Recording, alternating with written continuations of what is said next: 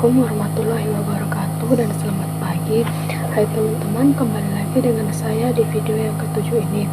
Perkenalkan, nama saya Melisa dengan NIM 4524091077. Saya dari Fakultas Psikologi Universitas Buswa. Di video yang ke-7 ini saya akan membahas tentang epistemologi. Mari kita simak videonya. Epistemologi atau teori pengetahuan adalah cabang filsafat yang berurusan dengan hakikat dan lingkup pengetahuan, pengandaian dan dasar-dasarnya, serta pertanggungjawaban atas pernyataan mengenai pengetahuan yang dimilikinya. Nah, mula-mula manusia percaya bahwa dengan kekuatan pengenalannya, ia dapat mencapai realitas sebagaimana adanya. Para filosof dan Socrates, yaitu filosof pertama di dalam tradisi barat, tidak memberikan perhatian pada cabang filsafat ini, sebab mereka memusatkan perhatian terutama pada alam dan kemungkinan perubahannya, sehingga mereka kerap dijuluki filosof alam. Meskipun beberapa di antara mereka menyarankan bahwa pengetahuan mengenai struktur kenyataan dapat lebih dimunculkan dari sumber-sumber tertentu ketimbang sumber-sumber lainnya. Herakleitus misalnya menekankan penggunaan indera, sementara Parmenides menekankan penggunaan akal. Nah, pada abad ke-5 sebelum Masehi muncul keraguan terhadap adanya kemungkinan itu. Mereka yang meragukan akan kemampuan manusia mengetahui realitas adalah kaum sofis. Bacon mengkritik filsafat Yunani yang menurutnya lebih menekankan perenungan dan akibatnya tidak mempunyai praktis bagi kehidupan manusia. Karena itu, usaha yang ia lakukan pertama kali adalah menegaskan tujuan pengetahuan. Pengetahuan dan kuasa manusia didekatkannya satu sama lain. Umat manusia ingin mengetahui alam, tetapi menurut Bacon, keinginan itu tidak tercapai sampai pada zamannya hidup. Bahkan Bacon menganggap logika lebih cocok untuk melestarikan kesalahan dan kesesatan yang ada ketimbang mengejar dan menentukan kebenaran. Sementara bagi Descartes, pada tahun 1596 sampai 1650 Masehi, persoalan dasar dalam filsafat pengetahuan bukan bagaimana kita tahu, tetapi mengapa kita dapat membuat kekeliruan. Bila kita secara sistematis mencoba meragukan sebanyak mungkin pengetahuan kita, akhirnya kita akan mencapai titik yang tak bisa diragukan, sehingga pengetahuan kita dapat dibangun di atas kepastian absolut. Descartes untuk mencapai kepastian ialah keraguan metodis universal. Artinya, usaha meragukan itu akan berhenti bila ada sesuatu yang tidak dapat diragukan lagi. Nah, pengetahuan yang diperoleh oleh manusia melalui akal, indera, dan lain-lain mempunyai metode tersendiri. Dalam teori pengetahuan diantaranya adalah yang pertama metode induktif, yang kedua metode deduktif, yang ketiga metode positivisme, yang keempat metode kontemplatif, dan yang kelima yaitu metode dialektif. Yang pertama kita menjelaskan tentang metode induktif. Nah, induksi yaitu suatu metode yang menyimpulkan pernyataan-pernyataan hasil observasi disimpulkan dalam suatu pernyataan yang lebih umum. Menurut Hume, pernyataan yang berdasarkan observasi tunggal betapapun besar jumlahnya secara logis tak dapat menghasilkan suatu pernyataan umum yang tak terbatas. Yang kedua yaitu metode deduktif. Deduksi ialah suatu metode yang menyimpulkan bahwa data-data empirik diolah lebih lanjut dalam suatu sistem pernyataan yang runtut. Tujuannya, apakah teori tersebut mempunyai sifat empiris atau ilmiah, ada perbandingan dengan teori-teori lain, dan ada pengujian teori dengan jalan menerapkan secara empiris kesimpulan-kesimpulan yang bisa ditarik dari teori tersebut.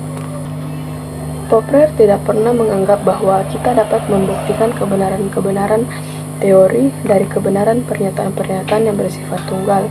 Ia tidak pernah menganggap bahwa berkat kesimpulan-kesimpulan yang telah diverifikasikan oleh teori-teori dapat dikukuhkan sebagai benar atau bahkan hanya mungkin benar. Yang ketiga yaitu metode positivisme. Metode ini dikeluarkan oleh Auguste Comte pada tahun 1798 sampai 1857. Metode ini berpangkal dari apa yang telah diketahui, yang faktual yaitu yang positif. Ia mengenyampingkan segala uraian atau persoalan di luar yang ada sebagai fakta. Oleh karena itu, ia menolak metafisika. Apa yang diketahui secara positif adalah segala yang tampak dan segala gejala. Menurut Comte, perkembangan pemikiran manusia berlangsung dalam 3 tahap, yaitu teologis, metafisis, dan positif. Pada tahap teologis, orang berkeyakinan bahwa di balik segala sesuatu tersirat pernyataan kehendak khusus. Pada tahap metafisik, kekuatan adikroati itu diubah menjadi kekuatan yang abstrak, yang kemudian dipersatukan dalam pengertian yang bersifat umum yang disebut alam dan dipandangnya sebagai asal dari segala gejala. Pada tahap ini, usaha mencapai pengenalan yang mutlak, baik pengetahuan teologis ataupun metafisis, dipandang tak berguna menurutnya. Tidaklah berguna melacak asal dan tujuan akhir seluruh alam, melacak hakikat yang sejati dari segala sesuatu. Yang penting adalah menemukan hukum-hukum kesamaan dan urutan yang terdapat pada fakta-fakta dengan pengamatan dan penggunaan akal. Yang keempat yaitu metode kontemplatif. Metode ini mengatakan adanya keterbatasan indera dan akal manusia untuk memperoleh pengetahuan, sehingga objek yang dihasilkan pun akan berbeda-beda. Seharusnya dikembangkan suatu kemampuan akal yang disebut dengan intuisi. Intuisi dalam tasawuf disebut dengan ma'rifah, yaitu pengetahuan yang datang dari Tuhan melalui pencerahan dan penyinaran. Al-Ghazali menerangkan bahwa pengetahuan intuisi atau ma'rifah yang disinarkan oleh Allah secara langsung merupakan pengetahuan yang paling benar. Pengetahuan yang diperoleh lewat intuisi ini hanya bersifat individual dan tidak bisa dipergunakan untuk mencari keuntungan seperti ilmu pengetahuan yang dewasa ini bisa dikomersikan. Yang kelima yaitu metode dialektis. Metode ini diajarkan oleh Socrates, namun Plato mengartikannya di diskusi logika. Kini dialektika berarti tahap logika. Tahap logika yang mengajarkan kaidah-kaidah dan metode-metode penuturan, juga analisis sistematik tentang ide-ide untuk mencapai apa yang terkandung dalam pandangan. Dalam kehidupan sehari-hari, dialektika berarti kecakapan untuk melakukan perdebatan. Dan dialektika di sini berarti mengempromikan hal-hal yang berlawanan seperti diktator. Di sini manusia diatur dengan baik, tapi mereka tidak punya kebebasan atau tesis. Yang kedua, keadaan di atas menampilkan lawannya, yaitu negara anarki atau antitesis, dan warga negara mempunyai kebebasan tanpa batas tetapi hidup dalam kekacauan. Yang ketiga yaitu tesis dan antitesis, ini disintesis, yaitu negara demokrasi. Dalam bentuk ini, kebebasan warga negara dibatasi oleh undang-undang dan hidup masyarakat tidak kacau. Perkembangan ilmu pada masa modern dan kontemporer secara epistemologi. Pada masa modern adalah munculnya pandangan baru mengenai ilmu pengetahuan. Pandangan itu merupakan kritik terhadap pandangan Aristoteles, yaitu bahwa ilmu pandangan sempurna tak boleh mencari untung, namun harus bersikap kontemplatif diganti dengan pandangan bahwa ilmu pengetahuan justru harus mencari untung, artinya dipakai untuk memperkuat kemampuan manusia di bumi ini. Terjadilah revolusi industri pertama atau mulai sekitar tahun 1800 dengan pemakaian mesin-mesin mekanis. Lalu revolusi industri kedua atau mulai sekitar tahun 1900 dengan pemakaian listrik dan titik awal pemakaian sinar-sinar. Dan kemudian revolusi yang ketiga yang ditandai dengan penggunaan kekuatan alam dan penggunaan komputer yang sedang kita saksikan dewasa ini. Dengan demikian, adanya perubahan pandangan tentang ilmu pengetahuan mempunyai peran penting dalam membuat peradaban dan kebudayaan manusia, dan dengan itu pula tampaknya muncul semacam kecenderungan yang terjalin pada jantung setiap ilmu pengetahuan dan juga para ilmuwan untuk lebih berinovasi untuk penemuan dan perumusan berikutnya. Dengan demikian, tampaklah bahwa semakin maju pengetahuan, semakin meningkat keinginan manusia, sampai memaksa dan merajalela dan bahkan membabi buta. Akibatnya, ilmu pengetahuan dan hasilnya menjadi tidak manusiawi lagi, bahkan cenderung memperbudak manusia sendiri yang telah merencanakan dan menghasilkannya. Ilmu pengetahuan dan teknologi akhirnya mau tak mau mempunyai kaitan langsung ataupun tidak dengan struktur sosial dan politik yang pada gilirannya berkaitan dengan jutaan manusia yang kelaparan, kemiskinan, dan berbagai macam kesimpangan yang justru menjadi pandangan yang menyolok di tengah keyakinan manusia akan keampuhan ilmu pengetahuan dan teknologi untuk menghapus penderitaan manusia. Kedua kecenderungan di atas yang ternyata condong menjadi lingkaran setan. Ini perlu dibelokkan manusia sendiri sehingga tidak menimbulkan ancaman lagi.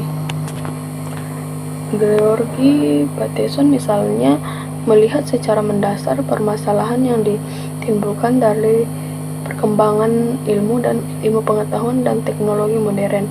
Menurutnya, sebab-sebab utama yang menimbulkan krisis-krisis di atas ialah kesalahan epistemologi yang mendasari ilmu pengetahuan dan teknologi modern. Dalam metode keilmuan, ketika objek yang dikaji adalah realitas empiris, indrawi, dan dapat dipikirkan dengan rasio. Dalam kaitan ini, Herman Kahn menyebutkan budaya yang dihasilkan oleh epistemologi di atas adalah budaya indrawi, yaitu budaya yang bersifat empiris, duniawi, dan sekular. Ilmu pengetahuan bertujuan menundukkan alam. Alam dipandangnya sebagai sesuatu untuk dimanfaatkan dan dinikmati semaksimal mungkin. Dalam hubungan ini, Nas mengemukakan bahwa akibat yang akan terjadi dari pandangan demikian, alam diperlakukan oleh manusia modern seperti pelacur, menggunakan manfaat dan kepuasan darinya tanpa rasa kewajiban dan tanggung jawab apapun. Dengan demikian, pandangan duniawi metafisis nyaris sirna dalam ilmu pengetahuan modern. Dalam bidang filsafat, Descartes mewariskan suatu metode berpikir yang menjadi landasan berpikir dalam ilmu pengetahuan modern. Langkah-langkahnya sebagai berikut. Yang pertama, tidak menerima apapun sebagai hal yang benar, kecuali kalau diyakini sendiri bahwa itu memang benar. Yang kedua, memilah-milah masalah menjadi bagian-bagian terkecil untuk mempermudah penyelesaian. Yang ketiga yaitu berpikir runtut dengan mulai dari hal yang sederhana sedikit demi sedikit untuk mencapai ke hal yang paling rumit. Sedangkan perkembangan ilmu pengetahuan di zaman kontemporer ditandai dengan berbagai teknologi canggih. Nah, teman-teman, mungkin itu